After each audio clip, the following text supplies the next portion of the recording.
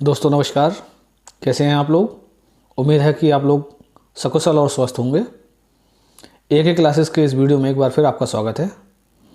दोस्तों आज हम बजट 2021-22 के बारे में बात करेंगे।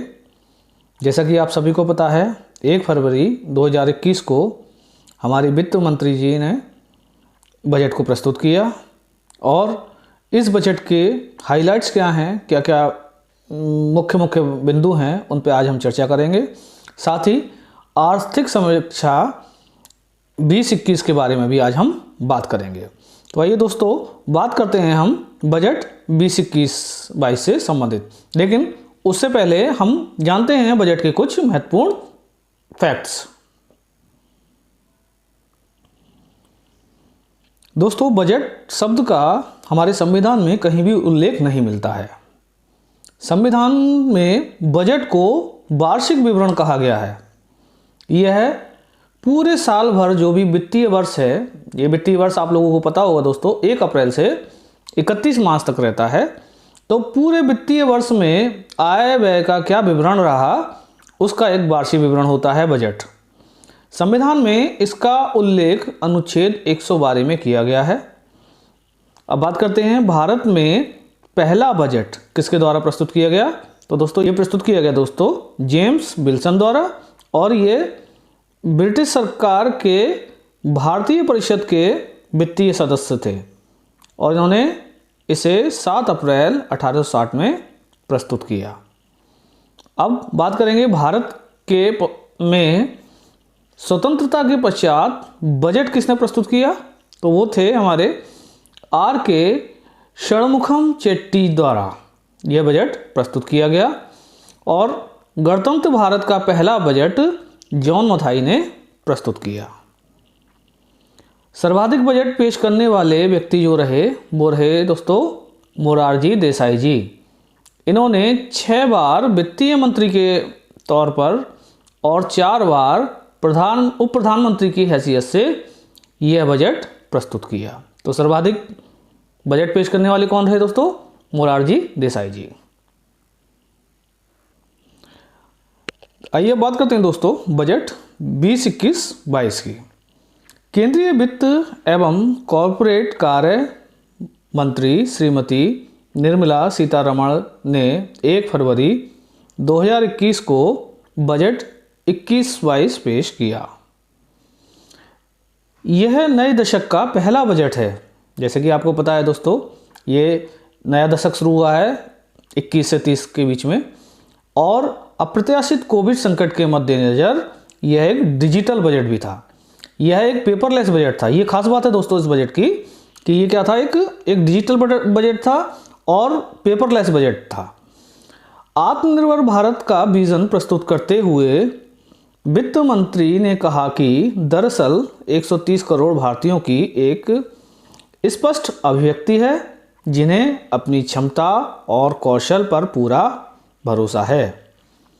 इसके अलावा उन्होंने कहा कि बजट प्रस्ताव से राष्ट्र पहले किसानों की आय दुगनी करने, मजबूत अवसंरचना, स्वस्थ भारत, सुशासन, युवाओं के लिए अवसर, सभी के लिए शिक्षा, महिला सशक्तिकरण, समावेशी विकास इत्यादि का संकल्प और मजबूत होगा। तो ये विचार किसने प्रस्तुत किए दोस्तों इस बजट 2021 में? हमारी वित्त मंत्री जी ने। तो दोस्तों इस प्रकार अगला जो बिंदु था, इसके अलावा त्वरित कार्यान्वयन के पथ पर बजट 15-16 के वे 13 वादे भी हैं जिन्हें देश की आज़ादी के 75वां वर्ष कब हो रहा देश की आज़ादी का दोस्तों? वो रहा 2022 में अमृत महोत्सव के दौरान पूरे किए जाने हैं। वित्त मंत्री जी ने यह भी कहा कि ये सभी वादे भी आत्मनिर्भरता के विजन के रूप में अनुरूप हैं या होंगे। तो दोस्तों ये था एक शुरुआती उन्होंने जो भाषण दिया था वित्त मंत्री जी ने, उसमें कुछ मुख्य मुख्य बिंदु थे। दोस्तों जैसे कि आपको पता है कि कोविड-19 नामक महामारी के कारण हमारे देश ही नहीं बल्कि पूरे विश्व की अर्थव्यवस्थाओं पर गहरा प्रभाव पड़ा। कोविड-19 महामारी के उपरांत देश की अर्थव्यवस्था को पुनः पटरी पर लाने के लिए इस बजट में काफ़ी प्रयास किए गए हैं और वी आकार में अर्थव्यवस्था को लाभान्वित करने के लिए इस बजट के द्वारा प्रयास किए जाने की संभावना है। वर्ष 2021 के बजट प्रस्ताव में 6 स्तंभों पर विशेष ध्यान दिया गया है, या कहा जाए तो इन 6 स्तंभों पर पूरा बजट आधारित है। जैसे कि पहला, स्वास्थ्य एवं खुशहाली, भौतिक एवं वित्तीय पूंजी और अवसंरचना, आकांक्षी भारत के लिए समावेशी विकास, मानव पूंजी को फिर से ऊर्जावान बनाना, नवाचार और अनुसंधान व विकास, न्यूनतम सरकार और अधिकतम शासन। तो ये 6 बिंदु हैं दोस्तों, जिनके आधार पर वर्ष 2021-22 का बजट पूरी तरह से आधारित है। तो आइए जानते हैं इन 6 स्तंभों के बारे में विस्तार से।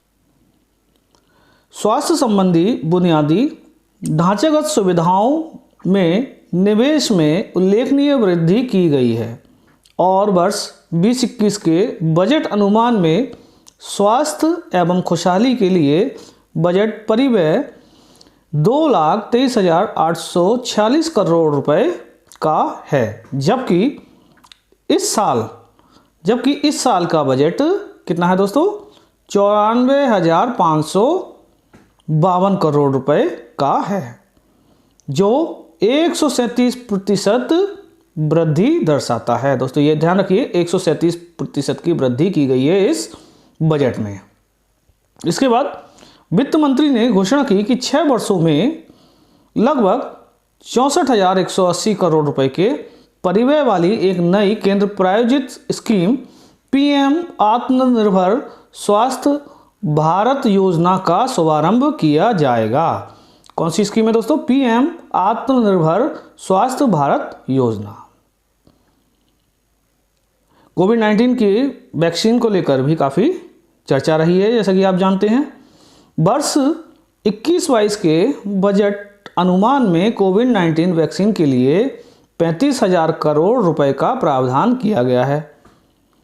भारत में तैयार न्यूमोकोकल वैक्सीन, ध्यान रखिएगा दोस्तों इसका नाम, न्यूमोकोकल वैक्सीन, जो मौजूदा समय में केवल 5 राज्यों तक ही सीमित है, को देश भर में उपलब्ध कराया जाएगा।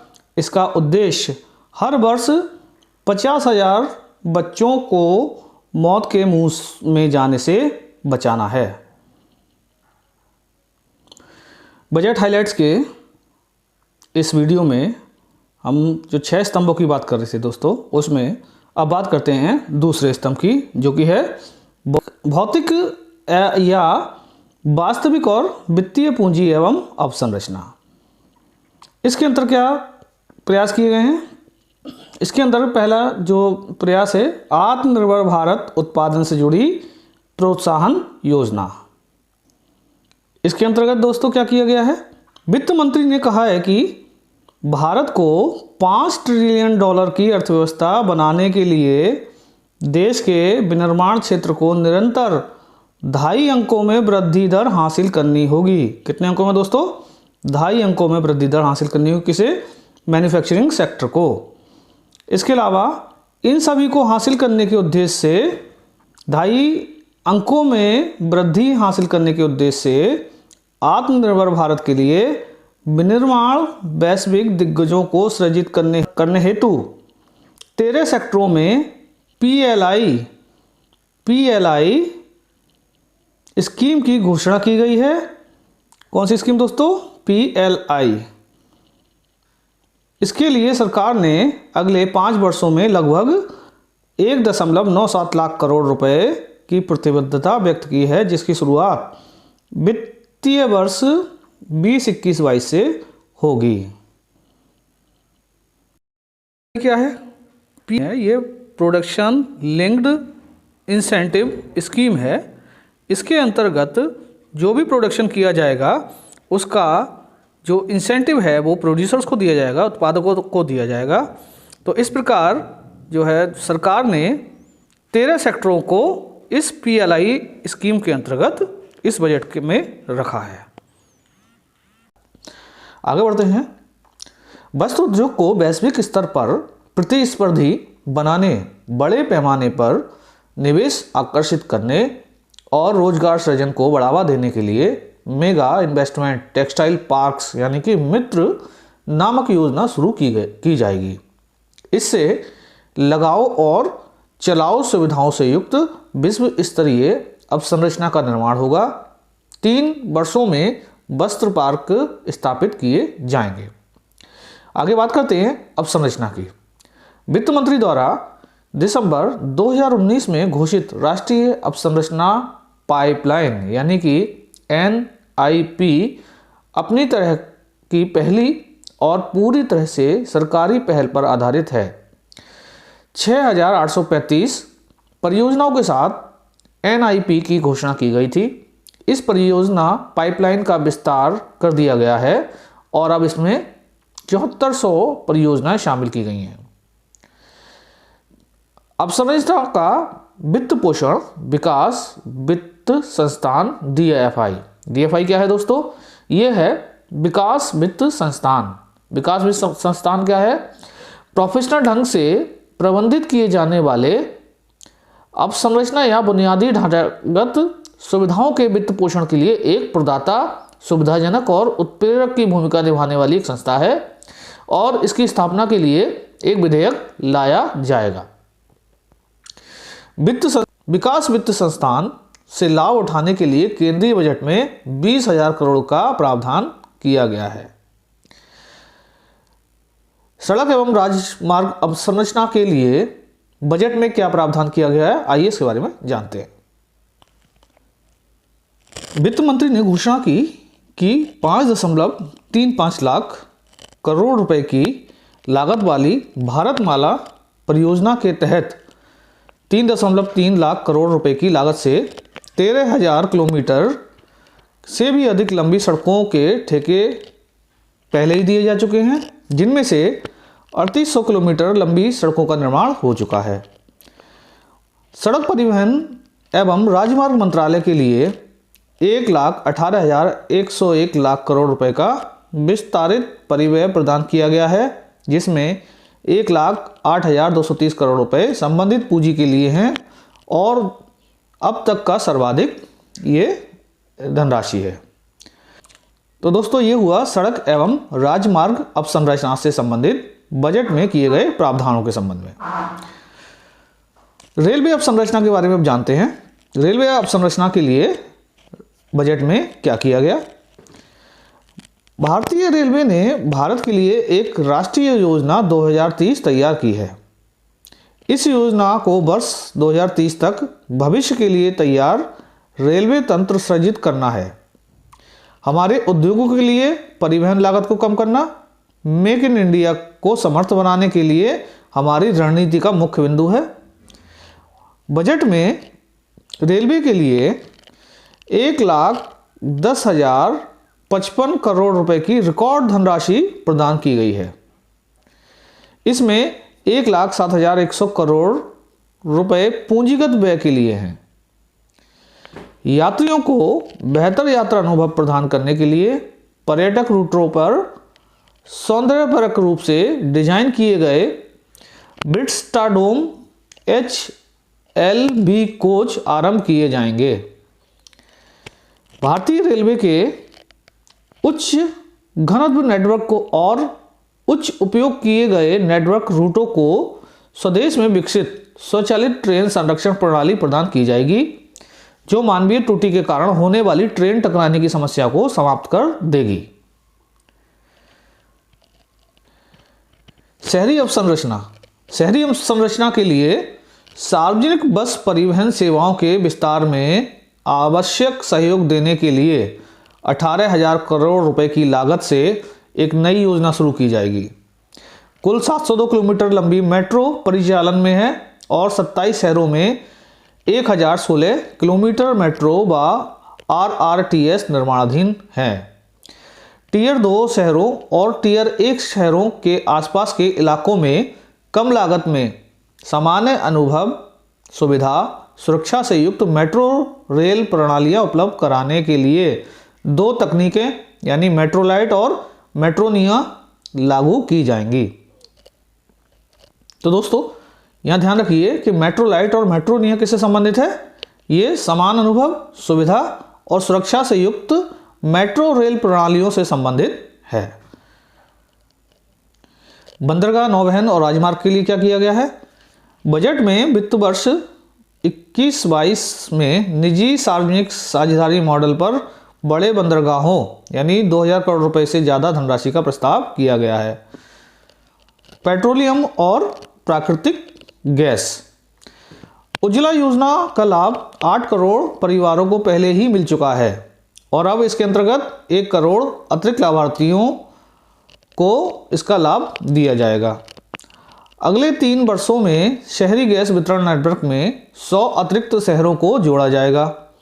जम्मू व कश्मीर संघ शासित क्षेत्र में एक गैस पाइपलाइन परियोजना शुरू की जाएगी। तो ये हुआ दोस्तों पेट्रोलियम और प्राकृतिक गैस से संबंधित। आगे बढ़ते हैं, बीमा क्षेत्र में क्या किया गया है? बीमा क्षेत्र में एफडीआई में बढ़ोतरी की गई है। इसके अंतर्गत अब स्वीकार्य एफडीआई की सीमा 49% से बढ़ाकर 74% करने और आवश्यक सुरक्षा के साथ विदेशी स्वामित्व एवं नियंत्रण की अनुमति देने के लिए बीमा अधिनियम 1938 में संशोधन का प्रस्ताव किया गया है। तो ये हुआ दोस्तों बीमा से संबंधित। आगे बढ़ते हैं विनिवेश और रणनीतिक बिक्री से संबंधित। सरकार ने रणनीतिक विनिवेश पर काम जारी रखा है। वित्त मंत्री ने कहा कि वित्त वर्ष 21-22 में BPCL, Air India, Shipping Corporation of India, Container Corporation of India, IDBI Bank, BIML, Pawan Hans, Neelachal इस्पात निगम लिमिटेड सहित सार्वजनिक क्षेत्र के कई उद्यमों को विनिवेशित किया जाएगा, यानी इनका विनिवेश पूरा कर लिया जाएगा। सरकार का आईडीबीआई बैंक के अलावा सार्वजनिक क्षेत्र के 2 अन्य बैंकों और एक साधारण बीमा कंपनी का निजीकरण भी वर्ष 21-22 में पूरा करने का प्रस्ताव है। आगे कहा गया है सरकार 21-22 में जीवन बीमा निगम का आईपीओ भी लाएगी, जिसके लिए आवश्यक संशोधन इसी सत्र में लाया जाएगा।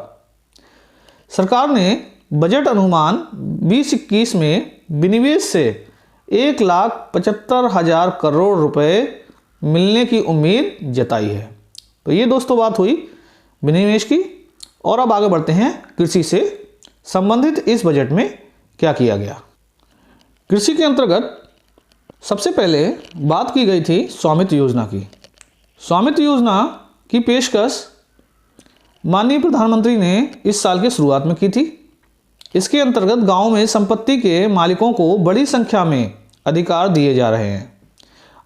अभी तक 1241 गांव के लगभग 1.80 लाख संपत्ति मालिकों को कार्ड उपलब्ध करा दिए गए हैं और वित्त मंत्री ने वित्त वर्ष 21-22 के दौरान इसके दायरे में सभी राज्यों और संघ शासित क्षेत्रों को शामिल किए जाने का प्रस्ताव किया है।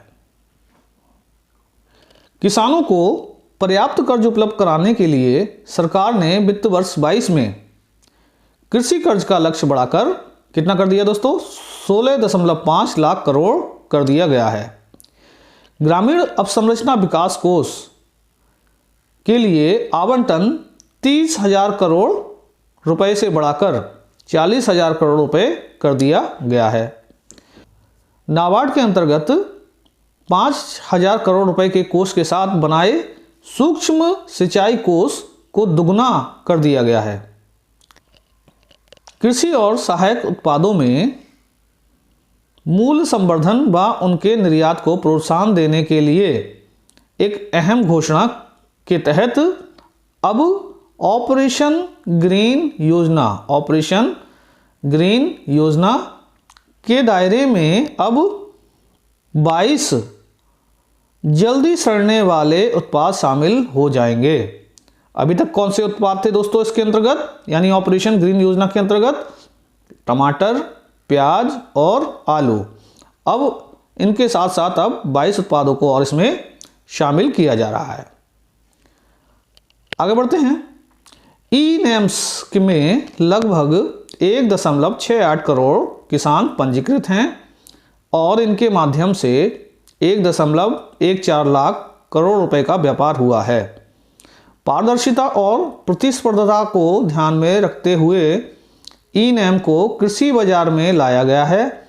ई-नेम के साथ 1000 से ज़्यादा मंडियों को जोड़ा जा चुका है। एपीएमसी को अपनी अवसंरचना सुविधाएं बढ़ाने के लिए कृषि अवसंरचना कोष उपलब्ध कराया जाएगा। तो दोस्तों बात करते हैं ई-नेम क्या है। ई-नेम दोस्तों, ई-नेम की फुल फॉर्म है electronic national agriculture market. Online जो किसानों का जो बिक्री होती है अनाज की, उससे संबंधित ये एक पोर्टल है जिस पे किसान ऑनलाइन जाकर अपने अनाज या उत्पाद को बेच सकते हैं। आगे बात करते हैं वित्तीय समावेश की। वित्तीय समावेश के अंतर्गत सरकार ने इस बजट में इस क्षेत्र के लिए 15,700 करोड़ रुपए उपलब्ध कराए हैं, जो इस बजट के अनुमान से दुगने से भी अधिक हैं। कमजोर वर्गों के लिए किए गए उपायों के अनुपालन में वित्त मंत्री ने अनुसूचित जाति, जनजाति, महिलाओं के लिए स्टैंड अप योजना के तहत नकदी प्रवाह सहायता को आगे बढ़ाने की घोषणा की है। वित्त मंत्री ने मार्जिन मनी की जरूरत 25% से घटाकर 15% करने और कृषि से संबंधित गतिविधियों के लिए ऋणों को भी शामिल करने का प्रस्ताव किया है। आइए बात करते हैं बजट के चौथे स्तंभ यानी कि मानव पूंजी को मजबूत करने के संबंध में इस बजट में क्या किया गया है। वित्त मंत्री ने कहा कि हाल ही में घोषित की गई राष्ट्रीय शिक्षा नीति यानी नेशनल एजुकेशन पॉलिसी का अच्छा स्वागत हुआ है, यह कहते हुए कि 15,000 से अधिक स्कूलों को राष्ट्रीय शिक्षा नीति के सभी घटकों में शामिल करके गुणवत्ता रूप में मजबूत बनाया जाएगा। उन्होंने यह भी घोषणा की कि एनजीओ, निजी स्कूलों, राज्यों की भागीदारी में 100 नए सैनिक स्कूलों की स्थापना की जाएगी। उन्होंने एक छत्रक निकाय यानी कि अम्ब्रेला बॉडी के रूप में एक भारतीय उच्च शिक्षा आयोग स्थापित करने का भी प्रस्ताव किया है। लद्दाख में उच्च शिक्षा तक पहुंच के लिए सरकार ने लेह में एक केंद्रीय विश्वविद्यालय स्थापित करने का प्रस्ताव भी किया है। सरकार ने जनजातीय क्षेत्रों में 750 एकलव्य मॉडल आवासीय स्कूल स्थापित करने का लक्ष्य निर्धारित किया है। ऐसे प्रत्येक स्कूल की लागत 20 करोड़ रुपए से बढ़ाकर 38 करोड़ रुपए तथा पहाड़ी और कठिन क्षेत्रों में 48 करोड़ रुपए करने का भी प्रस्ताव किया गया है। आइए बात करते हैं बजट के 5वें स्तंभ नवाचार, अनुसंधान और विकास के संबंध में।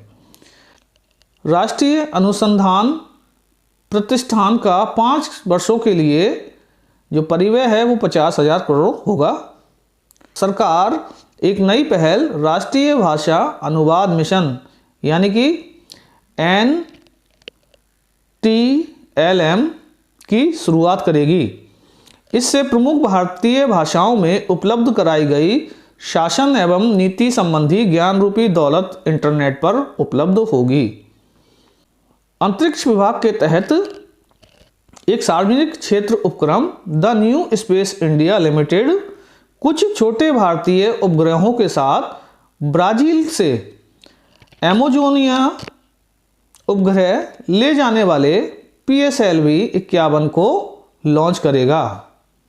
गगनयान मिशन गतिविधियों के एक भाग के रूप में 4 भारतीय अंतरिक्ष यात्री रूस के तके जेनेरिक स्पेस फ्लाइट ऑक्सपैकेट पर प्रशिक्षण प्राप्त कर रहे हैं और पहला मानव रहित लॉन्च दिसंबर 2021 में लॉन्च होने का कार्यक्रम है।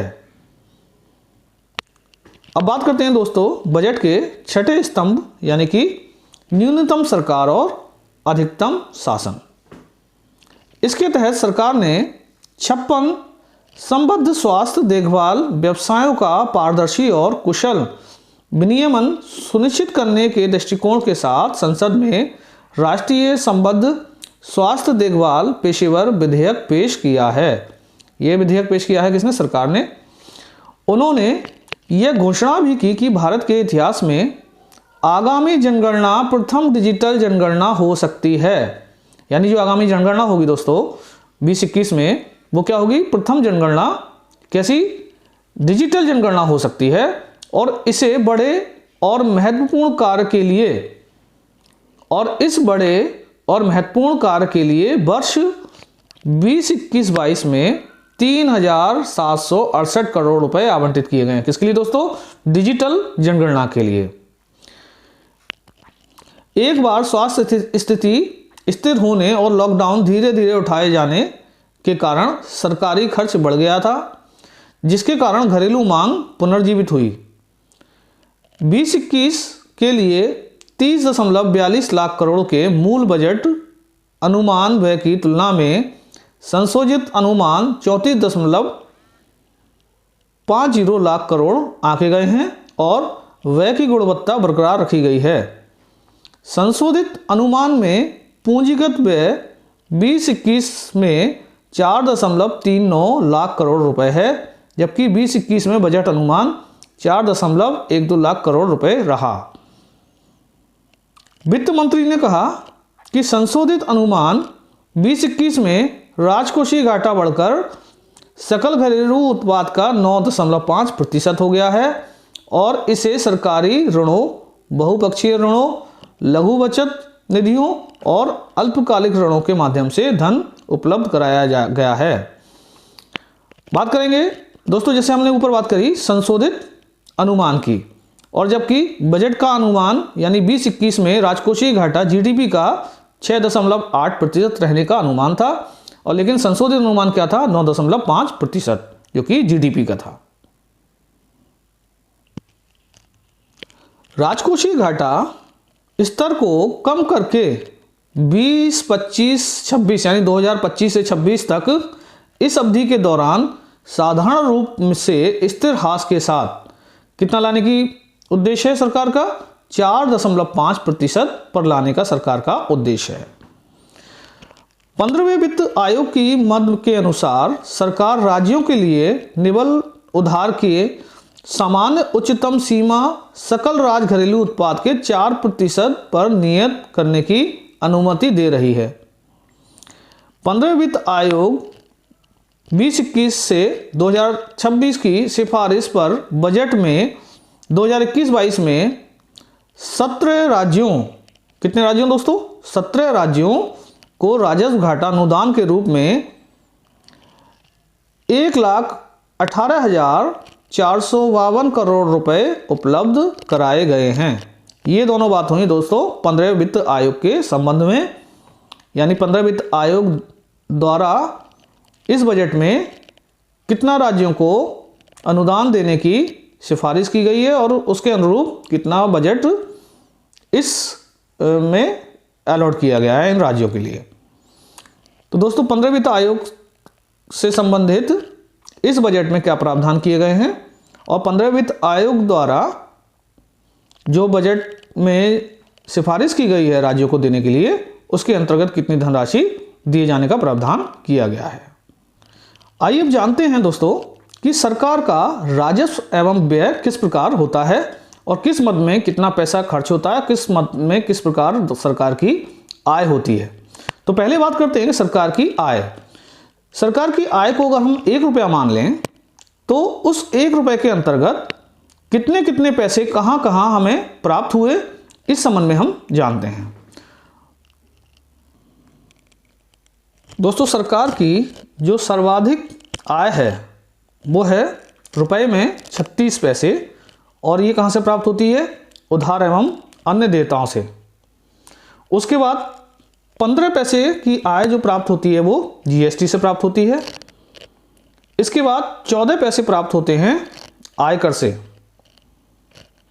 13 पैसे प्राप्त होते हैं निगम कर से, 8 पैसे प्राप्त होते हैं केंद्रीय उत्पाद शुल्क से, 6 पैसे कर भिन्न राजस्व से और 5 पैसे ऋण भिन्न पूंजी प्राप्तियों से।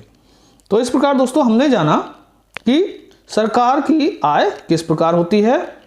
अगर आय को 1 रुपया मान लिया जाए तो उस रुपये में कितने पैसे हमें सरकार के किस मद से प्राप्त हो रहे हैं, इसके संबंध में हमने अभी जाना। आइए बात करते हैं कि सरकार का व्यय कहाँ होता है। व्यय भी अगर 1 रुपया मान लिया जाए तो इस 1 रुपये में से कितने पैसे किस मद में खर्च होते हैं सरकार के। तो सरकार का जो सर्वाधिक खर्च होता है दोस्तों वो होता है 20 पैसे के रूप में, और ये होता है ब्याज अदायगी के रूप में। ब्याज अदायगी में सरकार का सबसे ज़्यादा व्यय होता है। उसके बाद 16 पैसे खर्च होते हैं सरकार के करों और शुल्कों में राज्यों का हिस्से के रूप में। 13 पैसे खर्च होते हैं केंद्रीय क्षेत्र की योजनाओं के रूप में। 10 पैसे, यानी 2 जगह देख रहे हैं, 2 मदों में 10-10 पैसे, पहला वित्त आयोग और अन्य अंतरण के अंतर्गत और दूसरा है अन्य व्यय के अंतर्गत। 9 पैसे दोस्तों 2 जगह खर्च हो रहे हैं। देखिए, पहला केंद्रीय प्रायोजित योजनाओं के अंतर्गत और दूसरा आर्थिक सहायता के अंतर्गत। 8 पैसे खर्च हो रहे हैं दोस्तों रक्षा क्षेत्र में और 5 पैसे खर्च हो रहे हैं पेंशन के लिए। तो दोस्तों ये था सरकार की आय और व्यय का किस प्रकार खर्चा होता है उसको। तो दोस्तों सरकार की आय एवं व्यय से संबंधित हमने जो बजट में आंकड़े दिए गए हैं उसको एक पाई चार्ट के माध्यम से आपको समझाने का प्रयास किया। तो दोस्तों अभी हमने इस वीडियो में बजट 2021 और 22 से संबंधित जो मुख्य बिंदु थे, जो हाईलाइट थे, उन पर चर्चा की। आइए जल्दी से अब चर्चा कर लेते हैं आर्थिक समीक्षा 2021 के संबंध में और मुख्य बिंदु पर इसमें हम चर्चा करेंगे। जैसा कि दोस्तों आप जानते हैं बजट जो आने वाला साल है उसका वार्षिक लेखा जोखा होता है सरकार की आय व्यय का। वहीं आर्थिक समीक्षा जो है वो जो वर्ष बीत गया है, जो फाइनेंशियल वर्ष बीत गया है, उसमें जो सरकार के खर्चे और उसके आय उससे संबंधित जो है विवरण होता है। तो वित्त वर्ष 2021 के संबंध में हम बात करेंगे हमारी आर्थिक समीक्षा के बारे में। तो आइए बात करेंगे हम आर्थिक समीक्षा 2021 के बारे में। आर्थिक समीक्षा 2021 के अंतर्गत वित्त वर्ष 2021-22 में भारत की वास्तविक जीडीपी वृद्धि दर 11% और सांकेतिक जीडीपी वृद्धि दर 15.4% रहने की बात कही गई है, जो कि नोटिसेबल है दोस्तों, जो कि आज़ादी के बाद सर्वाधिक है। व्यापक टीकाकरण अभियान, सेवा क्षेत्र में तेजी से हो रही बेहतरी और उपभोग एवं निवेश में त्वरित वृद्धि की संभावनाओं की बदौलत देश में वी आकार आर्थिक विकास संभव होगा। वी आकार से मतलब दोस्तों कि जो विकास होगा वो वी आकार में होगा, यानी कि ऊपर की तरफ तेजी से बढ़ेगा। केंद्रीय वित्त एवं कॉर्पोरेट कार्य मंत्री श्रीमती निर्मला सीतारमण ने कहा कि वर्ष 19-20 की विकास दर की तुलना में वास्तविक जीडीपी में 2.4% की वृद्धि दर्ज होगी, जिसका मतलब यही है कि अर्थव्यवस्था 2 वर्षों में ही महामारी से पूर्व स्तर पर पहुंचने के साथ साथ इससे भी आगे निकल जाएगी। यह अनुमान दरअसल आईएमएफ के पूर्वानुमान के अनुरूप ही है। किसका पूर्वानुमान है दोस्तों? आईएमएफ का, जिसमें कहा गया है कि भारत की वास्तविक जीडीपी वृद्धि दर वित्त वर्ष 2021-22 में 11.5% और वित्त वर्ष 2022-23 में 6.8% रहेगी। आईएमएफ के अनुसार भारत अगले 2 वर्षों में सबसे तेजी से बढ़ने वाली अर्थव्यवस्था बन जाएगा। ये कौन कह रहा है दोस्तों? आईएमएफ। आर्थिक समीक्षा में कहा गया है कि वित्त वर्ष 2020-21 में भारत की जीडीपी वृद्धि दर, जो कि नेगेटिव है, 7.7% रहने का अनुमान है। प्रथम छमाही में जीडीपी में 15.7% की तेज गिरावट और दूसरी छमाही में 1.1% की अत्यंत कम गिरावट को देखते हुए ही यह अनुमान लगाया गया है। विभिन्न क्षेत्रों पर नज़र डालने पर यही पता चलता है कि कृषि क्षेत्र अब भी आशा की किरण है, क्योंकि दोस्तों कृषि ही क्षेत्र एक ऐसा है जिसमें पॉजिटिव वृद्धि दर्ज की गई है, जबकि लोगों के आपसी संपर्क वाली सेवाओं, विनिर्माण और निर्माण क्षेत्र बुरी तरह प्रभावित हुए हैं, जिनमें धीरे धीरे सुधार देखे जा रहे हैं। सरकारी उपभोग और शुद्ध निर्यात के बल पर ही आर्थिक विकास में और ज़्यादा गिरावट देखने को नहीं मिल रही है, यानी कि धीरे धीरे सुधार हो रहा है। बाह्य क्षेत्रों से भी भारत में विकास को काफ़ी सहारा मिला है। बात करते हैं चालू खाते के बारे में। चालू खाते में अधिशेष वर्ष की प्रथम छमाही के दौरान जीडीपी का 3.1% रहा। दोस्तों चालू खाता क्या होता है आप लोग जानते हैं। चालू खाता होता है दोस्तों निर्यात माइनस आयात, यानी जो हमने निर्यात किया है उसमें से अगर आयात को घटा दें तो वो चालू खाता होता है।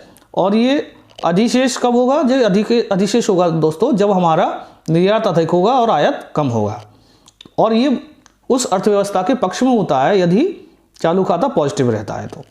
तो दोस्तों इसमें हम बात कर रहे थे कि चालू खाते में अधिशेष वर्ष की प्रथम छमाही के दौरान जीडीपी का 3.1% रहा, जो सेवा निर्यात में उल्लेखनीय वृद्धि और कम मांग की बदौलत संभव हुआ है। इस वजह से निर्यात की तुलना में आयात में तेज गिरावट दर्ज की गई। इसके परिणाम स्वरूप देश में विदेशी मुद्रा भंडार इतना अधिक बढ़ गया कि इससे 18 माह के आयात को कवर किया जा सकता है। ये बहुत पॉजिटिव जो संकेत है दोस्तों। जीडीपी के अनुपात के रूप में बाह्य या विदेशी ऋण मार्च 2020 के आखिर के 20.6% से मामूली बढ़कर सितंबर 2020 के आखिर में 21.6% के स्तर पर पहुंच गया। हालांकि विदेशी मुद्रा भंडार में उल्लेखनीय वृद्धि की बदौलत विदेशी मुद्रा भंडार और कुल एवं अल्पकालिक ऋण का अनुपात बेहतर हो गया है। भारत वित्त वर्ष 2021 में भी पसंदीदा निवेश गंतव्य बना रहा। ये नोटिसेबल है दोस्तों। जो वैश्विक निवेश को शेयरों में लगाने और उभरती अर्थव्यवस्थाओं में तेजी से बेहतरी आने की संभावनाओं के मद्देनजर संभव हो पाया है। आइए बात करते हैं फॉरेन पोर्टफोलियो इन्वेस्टमेंट यानी एफपीआई के बारे में। एफपीआई प्रवाह नवंबर 2020 में 9.8 अरब डॉलर के सर्वकालिक मासिक उच्चतम स्तर पर पहुंच गया। ये कौन सा दोस्तों? सर्वकालिक मासिक उच्चतम स्तर।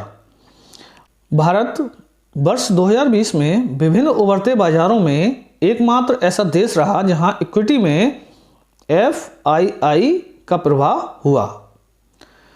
तेजी से ऊंची छलांग लगाते सेंसेक्स और निफ्टी की बदौलत भारत ने बाजार पूंजीकरण और जीडीपी अनुपात अक्टूबर 2010 के बाद पहली बार कितना 100% के स्तर को पार कर गया। हालांकि इस पर चिंता जताई जाने लगी है।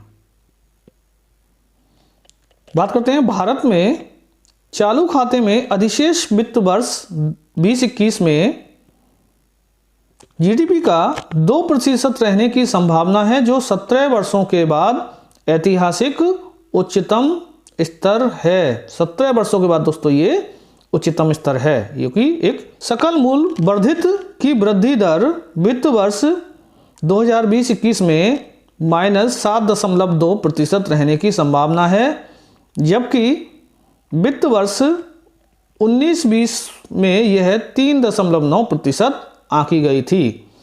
क्या होता है जीबीए दोस्तों? सकल मूल वर्धित यानी ग्रॉस वैल्यू एडेड। ये क्या मूल वर्धित दोस्तों अर्थव्यवस्था में जो जीडीपी है, उस जीडीपी में से यदि हम करों को और सब्सिडीज़ को निकाल दें तो व्यवस्था की प्रगति और जो उत्पादन हुआ है उसको आंकने के लिए सकल मूल्य वर्धित एक महत्वपूर्ण टर्मिनोलॉजी है दोस्तों। आइए अब जानते हैं कि किस क्षेत्र में वृद्धि दर कितनी रही। कोविड-19 महामारी के कारण वित्त वर्ष 2021 में भारतीय अर्थव्यवस्था को लगे तेज झटकों का असर कृषि क्षेत्र की बदौलत कम हो जाने की संभावना है। मैंने पहले ही बताया दोस्तों, कृषि क्षेत्र एक ऐसा क्षेत्र था जहां वृद्धि दर जो है पॉजिटिव रही, बाकी अन्य क्षेत्रों जैसे कि उद्योग और सेवा में ये नेगेटिव रही। इसमें कृषि क्षेत्र में 3.4% पॉजिटिव रही, जबकि उद्योग और सेवा में क्रमशः ये उद्योग एवं सेवा क्षेत्र में ये -9.6 और -8.8% रहने की संभावना है। आर्थिक समीक्षा में यह बात रेखांकित की गई है कि वर्ष 2020 के दौरान जहां एक ओर कोविड-19 महामारी ने व्यापक कहर ढाया, वहीं दूसरी ओर वैश्विक स्तर पर आर्थिक सुस्ती गहरा जाने की आशंका है, जो वैश्विक वित्तीय संकट के बाद सर्वाधिक गंभीर स्थिति को दर्शाती है। लॉकडाउन और सामाजिक दूरी से जुड़ी विभिन्न मानकों के कारण पहले से ही धीमी पड़ रही वैश्विक अर्थव्यवस्था और भी अधिक सुस्त हो गई है। वर्ष 2020 में वैश्विक स्तर पर आर्थिक उत्पादन में 3.5% की गिरावट आने का अनुमान है, जो पूरी शताब्दी में सर्वाधिक गिरावट को दर्शाता है। देख सकते हैं दोस्तों इस समय क्या गंभीरता है अर्थव्यवस्था को लेकर। तो दोस्तों इस वीडियो के माध्यम से हमने बजट के मुख्य बिंदुओं पर चर्चा की और साथ ही आर्थिक समीक्षा के भी मुख्य बिंदुओं के बारे में इस वीडियो के माध्यम से चर्चा की गई। तो दोस्तों अगर वीडियो आपको अच्छा लगा हो तो कृपया इसको लाइक कर दें और यदि कोई सुझाव हो तो कृपया कमेंट करें। तो दोस्तों अब मिलते हैं अपने अगले वीडियो में, और जब तक के लिए आप सभी को नमस्कार और इस वीडियो को देखने के लिए धन्यवाद।